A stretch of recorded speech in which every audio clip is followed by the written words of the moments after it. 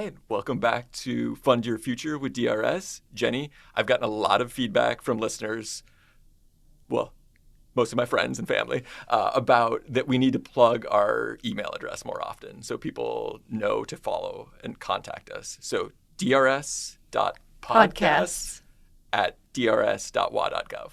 Yep. Okay, got it out of the way. We'll never have to do it again. But I'm glad we're back. I'm super excited to talk to you about net worth and what that means and how to calculate it. And what do you think of when you think of the term net worth? I mean, I guess because I study finance a lot, like how much a person is worth. Everything that's in my bank account, plus if I own a house, that's included. If I own a car, that's included. Everything that if I died tomorrow would have to go to be not necessarily sold off, but given to other people. Yeah, I love that way of thinking. I've never thought my wife and I filled out wills a number of years ago, and it was kind of the same thing, like going through the list of things that we have, that who would we give them to, thinking like, oh, well, some people could sell these, or what has value in our lives that somebody would actually care about, I guess, versus like the refrigerator, which maybe has a little bit of value, but like in the grand scheme of things, it's just going to get sold off in an estate sale or whatever. When you described that initially, I was thinking one of the things that I always feel weird about with talking about net worth, and I use the word value and you use the word worth, like sometimes feels like it has like some judgment to it, or like you're ranking people. Ooh, yeah. I was actually a little bit afraid to talk about this in that it can sometimes feel like I'm behind or I'm not keeping up. I think one of the things that we wanted to talk about is like, that's okay. There are different stages of life, and being able to understand if you're not on track, that's okay. And how can you get on track? And maybe you're on track, but that's just what it's like to be a 22-year-old who just graduated with some student loan debt. Yeah. So you were saying like if someone is in their 20s and 30s and they do all the calculations and they see that their net worth is actually a negative number, then it's not the best, but it's also not the worst. You're kind of right about on par with probably everybody else. Yeah. I think that can be super intimidating for folks to this extra pressure associated with like, oh my gosh, even if I sold everything I owned, I would still owe something. And I think that's actually a really big milestone for a lot of people when they like clear the decks. And I've heard it referred to like getting back to zero or like getting back to broke. That is something worth celebrating and tracking and knowing where you're at. And I think the other thing that when I think about net worth, sometimes it's hard, and once again, I'm going to go back to like comparing people, which I don't necessarily want to do as like positive thing or a negative thing. But as a society, I feel like we think about salary as like whether or not somebody's rich or not. And really net worth and total assets, which we'll talk a little bit about, maybe a better indicator. Like I can buy a $80,000 car but be making tons of payments on it and like owe a lot of money. That vehicle hasn't actually added to my net worth. I might actually be behind versus if I went and bought a new car, a new to me car with $5,000 of cash. Yeah. Like that then is what that is worth to me, because I could turn around and sell it. Whereas if I took out a loan to buy something, then I have that debt on top of it as well. I have this really expensive car, but I also have the loan that's associated with it. Yeah, that's an interesting way of looking at it. Like you said, as a society, we tend to value people on what they make per year as their job. Mm-hmm. But if maybe we actually looked into someone's spending, again, back to that spending versus saving conversation, they may be spending every single dime they have on whatever on the internet and more, and be in tons of debt. Yeah. And so it's interesting to think about that net worth, but it's also can be intimidating and scary. I thought about this once where what if it's like a bad Black Mirror episode? It's like, what if everyone was walking around and you had this little number floating over your head of what your net worth was? Mm-hmm. It would be terrifying. And I think it would just be obviously making people very self-conscious. So, I think we're not trying to say it's the end-all be-all of if your net worth isn't where you're at, then you shouldn't feel bad about yourself. I think it just goes back to our ultimate goal of goal setting. Well, I love your example because I think it would also be super surprising. Yeah. You would see numbers True. on people that you wouldn't necessarily expect. True. And you might be more likely to have conversations about how did you do that? Like, it's funny, associated with my job here at DRS, I have the ability to see what people have in some of their savings accounts. And when people retire, let's be clear, it's the DCP account. The DCP right. or the Plan 3 account and kind of what their investments have been. And I contacted somebody because I saw that they had worked for a school district as I was assuming like a custodian or janitor based on what plan they were in and what I could see their salary had been. But they had saved like, I can't remember what it was, but it was something like $500,000. It was a significant amount of money. And I just called him and because I was curious, I was like, what did you do that we could tell other people about? And his point was really just he was married and he said, we just tried to live off my spouse's salary and I just saved myself. So I think it's another thing to think about when we talk about net worth is sometimes there are pieces that you can't see as well. Like somebody might have been able to get out of college without debt.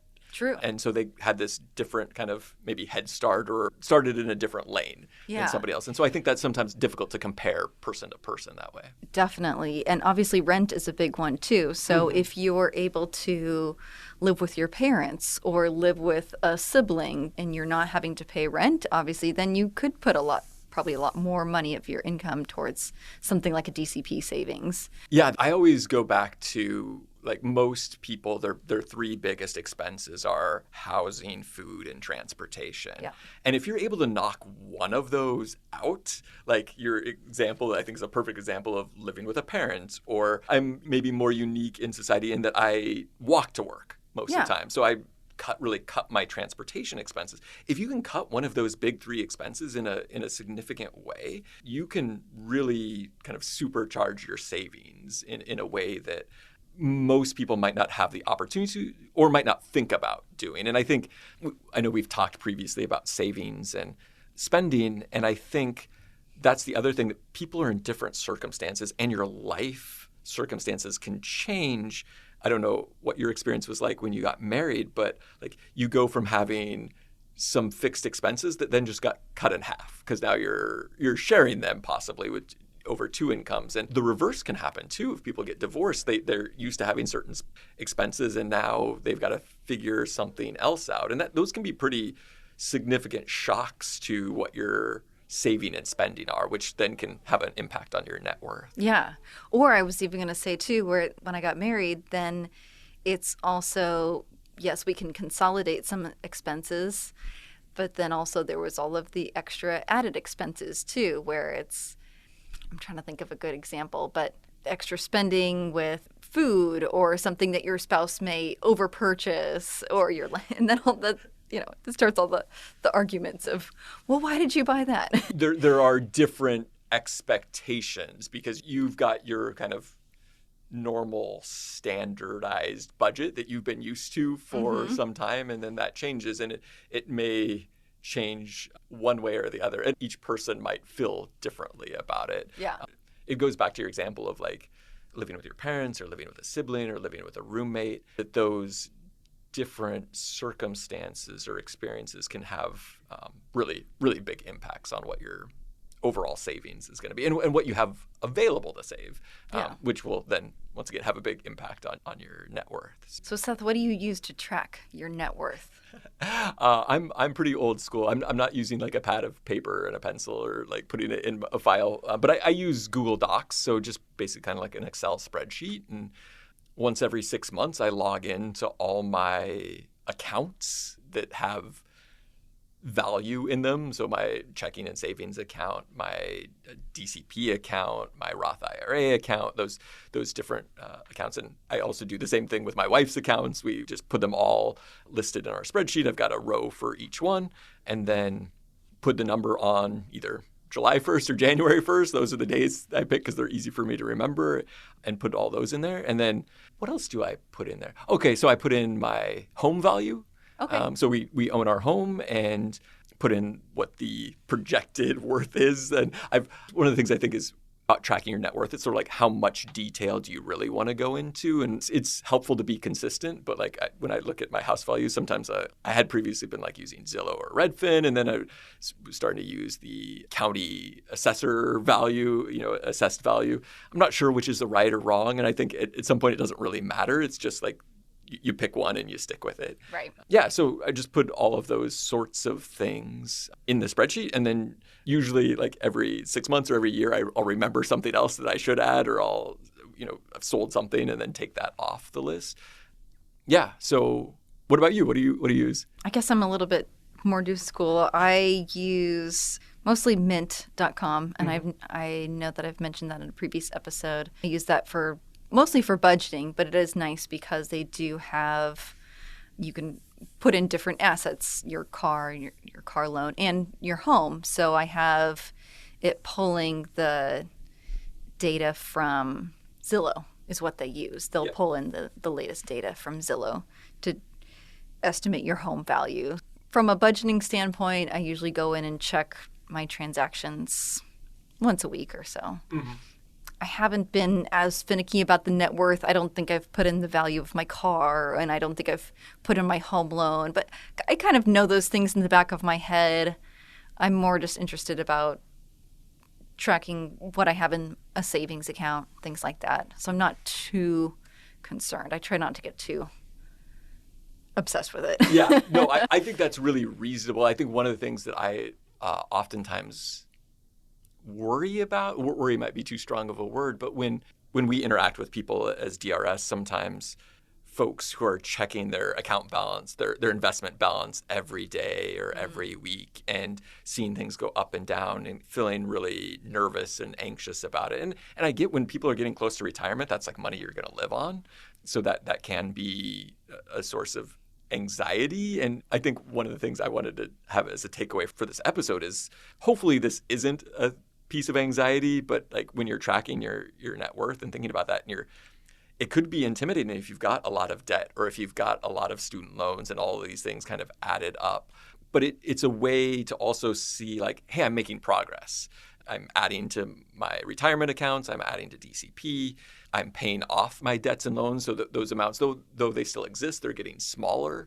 It can be a powerful tool. And if you track it regularly, whether that's annually or quarterly or monthly or whatever it is for folks, it can help you see progress. Yeah, I think that's a great point. And you were talking about celebrating those small wins, and especially with paying off student loans. I've had friends post stuff on Instagram and Facebook when they're like, today's the day I finally made my last payment on my student loans. And it's such a good feeling, and it should be celebrated. It's that sort of really huge step that you can make in your financial future to celebrate, and being able to track your net worth and being able to see like, okay, phew, I've paid off that credit card. Like, where can I go next? Yeah, what's the next step? And I think that's one of the exciting things about tracking net worth is that you can then see like, okay, that debt has been zeroed out, and I was spending $200 or whatever a month, and now I'm going to move and reallocate that to my DCP, or I'm going to reallocate it to paying off a different debt and continue to, we talked previously about like debt snowballs and paying things off over time. But that then translates and moves from the kind of the negative column to the positive column when you're talking about net worth. So you're looking at your debts and you're reducing those, and then you're moving to your assets and adding to your assets. Yeah. The other one I was going to mention too that I used to use a little bit, but it's called personalcapital.com. And that one's a little bit more stock and savings bond or... Yeah, it can be like really investment focused. Investment focused, yeah. I used that for a while and found it. I had a lot of challenges getting it to link to my other accounts. And and that's why I sort of settled on what feels like a much lower technology solution, but it's less of a headache. I know there are a lot of different tools like that out there that help consolidate everything into one place, so you can just look once you get it all set up. I think that can sometimes be the challenge. And some people's financial lives are more complicated, and it might be more beneficial to like get something like that set up once and then not have to deal with it again. And there are also some things that don't necessarily always fit like really easily into that. Like if you took a loan out from a family member or something. Sure. being able to track that can be a little bit more challenging in those like automated tool systems. Yeah. When you think about your assets, the things that count as a positive towards your net worth, are there things that you, not that they're necessarily unique to you, but that might be kind of outside the normal thought process? Yeah, that's funny. Actually, we were just talking about this morning with a couple of coworkers. Oh my gosh. I'm a Lego fanatic, and not as much as one of my other coworkers, but we were talking about how acquiring Lego sets and how they can appreciate over time in cost. And that made me think this morning. I was like, okay, well, mostly I keep these just because I like them. But, maybe not that I would ever sell them off, but maybe my grandchildren would sell them off, or when I die, whoever, my spouse would sell them off. And that is one of those things that they're not necessarily going to lose value over time, unlike a car would. Yeah. And I know we were talking about that, about assets. A lot of people consider their car as obviously an asset, but as we said, that cars do lose their value over time. Yeah, there's a difference between appreciating assets that increase in value over time, and assets that depreciate over time. And I think that is something that sometimes can be confusing when you think about it. And then there are assets like, investing in stocks and bonds and mutual funds and things like that tend to appreciate over time, but there's like really all assets. Some of your Lego sets might go way up in value, and some might just stay kind of steady. Sure. Like different types of assets. Yeah. Oh, I know. I think I even have some Beanie Babies in a closet somewhere. So, I have not done the research on those. And let me just say for the record, I'm not tracking the value of my 4 Lego sets that I have.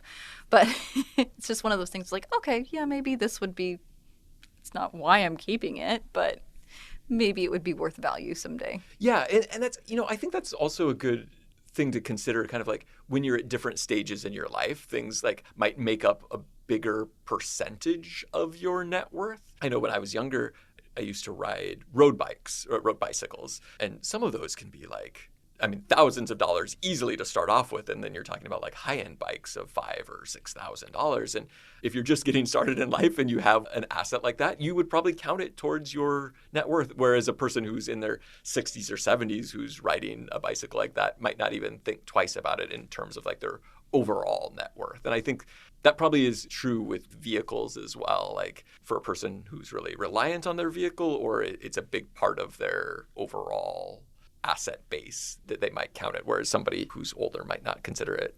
But yeah, and that actually cars are an interesting example, because some vehicles might go up in value when you think of like classic vehicles, but those you might not necessarily be buying as an investment. And I think that's something to consider, is like, are you buying this for enjoyment? I like your example. Mostly for the enjoyment, yeah. And once again, I love your example of Legos. I think that's a perfect example of something that may have value and may have more value to you than somebody else, but at some point in the future, it could also be an asset. I feel like I've heard stories of people like selling all their handbags and getting like $20,000. Actually, talking to a former coworker about somebody selling like all of their comic book collection and using that to like kind of jumpstart their retirement savings or college savings. I can't remember exactly what it was. We were going to talk about that a little bit. Yeah. I think that's one way to think about like your net worth. Is it transferable? Are there assets that you might be able to use in different ways? And I think for a lot of people who've had collectibles, that's something that makes a lot of sense for them. But I think for other folks who are just like trying to figure out how to get started, thinking about things like yard sales, and like, I know I'm guilty of this, where I've had some things in closets for my bicycles are actually probably a great example of things that I haven't ridden in a decade that I might be able to sell and use that value from that asset and add that to my net worth in a different way. Yeah. So here's a good topic. Have you ever had a professional appraiser come to evaluate your things? No. Like your bicycles? Yeah, no. The only thing in my life that I've ever had appraised has been our house when we went through like the home buying process. Right. Which is, it's funny you mentioned that, because as I track our overall net worth every 6 months, I've thought about like, we've made some improvements. We remodeled our kitchen and remodeled our bathroom. It's like, would it make sense to have the house reappraised and think about, we're not in any position to sell anytime soon, so it hasn't really crossed my mind. But yeah, that's a good question. I've thought about that, like in terms of collectibles. My parents have like coin collections and things like that. And once again, you're mentioning of like, what would happen if I die? What pluses and minuses in the columns? Is somebody going to be responsible for these debts, or do I have assets to pay those debts off? Interesting way to think about it if you really wanted to kind of look at these assets, a life insurance policy or whatever sort of things that might pay out. Yeah, I kind of want to get back to the house appraisal thing too for our listeners. And if there's something that you are considering to have your house appraised, one thing to take into consideration is that once you do get your house appraised, then yes, your home value does go up, but then of course it means you usually have to pay more taxes on your home as well. So I think this is why a lot of people will tend to wait until they're ready to sell their house to have it appraised. Yeah, that makes sense. Yeah, home value is a great one too. Just my husband loves gardening and I love decorating, and so we tend to spend a lot of time and money investing into our home just to, one, make it the kind of place where we want to live, but we're like, hey, great, this is going to be a great asset to our home in the future. That's a great example. We put solar panels on our house a few years ago, and it wow. It was kind of the same thought, like, yeah, we're spending this money now, but it adds to the overall value of the house later on. And what your example was is perfect. Well, that sometimes those things pencil out from a financial point of view, and sometimes it might just be kind of a wash, but you get satisfaction out of it. And I think that's important. I know that was exactly how I felt when we remodeled our bathroom. I was like, I don't know if this will really improve the value of our house long term, but I just really wanted a different bathroom. Yeah. And I feel much better with that now going forward. And that's perfectly fine. Do you have any other thoughts about things that you would qualify as an asset or as a liability, like things that subtract from your net worth that you would think of? The only things that come to mind are just the general loans and debts. You had mentioned earlier if you have promised a family member some money. Yeah. What's hanging over your head? But yeah, I think it's, for most people, it's pretty straightforward. I mean, credit card debts, not something that we had talked about on this episode, but something we've definitely talked about in the past. Kind of just general debts overall, and like what you're obligated to pay going forward, whether that's student loans or a mortgage. I think sometimes these things can get a little bit complicated with cars and homes, things that are also an asset that you could sell and use to pay off the debt. Sure. Yeah, like a car is a great example. If you have a $20,000 car, but you still have a $10,000 loan on it, you died and someone would have to take care of your car, they could sell the car, pay off that $10,000 loan, and then be able to have the extra money. Yeah, I think that's one of the things that's probably worth thinking about is like if you're underwater on your loans and underwater on your homes, like trying to make sure that those things balance out when you're doing this math of like what your assets are and what your liabilities are. Like if you're calculating your net worth and you have a $300,000 house, you can't just count the $300,000 house. You also have to count the $200,000 that's still left on your mortgage. On your mortgage, exactly. Yeah. And I think this kind of gets back to the whole conversation also of owning a home versus renting, especially for people who live in a city. And a lot of times it can be more advantageous to rent long term versus own. You again, it's that little number hovering over your head or whatever, but you don't have that huge mortgage that's counting against your net worth. You're just paying, of course, towards the rent balance. Yeah, and then if you have the additional funds available that you then turn and invest, then you're growing your net worth, not necessarily in the value of your home, but in the value of your retirement account or your deferred compensation account or your Roth IRA or whatever investment vehicle you're using. Well, is there anything else that we need to talk about, Jenny? Okay, I feel like we need to plug our email address again one more time. Yeah. so I don't get in trouble from any listeners. And we would certainly love to hear if there are things that we missed on what people might count as an asset or what people might count as a liability, or if there are other things that you'd like us to talk about or discuss on the podcast. You can email us at drs.podcast@drs.wa.gov. All right, thanks for listening. Thank you. Thanks for listening, and now we'd love to hear from you. What topics would you like to hear about? What questions do you have for us? Send an email to drs.podcasts@drs.wa.gov. That's drspodcasts@drs.wa.gov. The Department of Retirement Systems provides this podcast as a public service, but it's neither a legal interpretation nor a statement of DRS policy. References to any specific product or entity do not constitute an endorsement or recommendation. The views expressed by guests are their own, and their appearance on the program does not imply an endorsement of them or any entity they represent. Views and opinions expressed by DRS employees are those of the employees and do not necessarily reflect the view of DRS or any of its officials.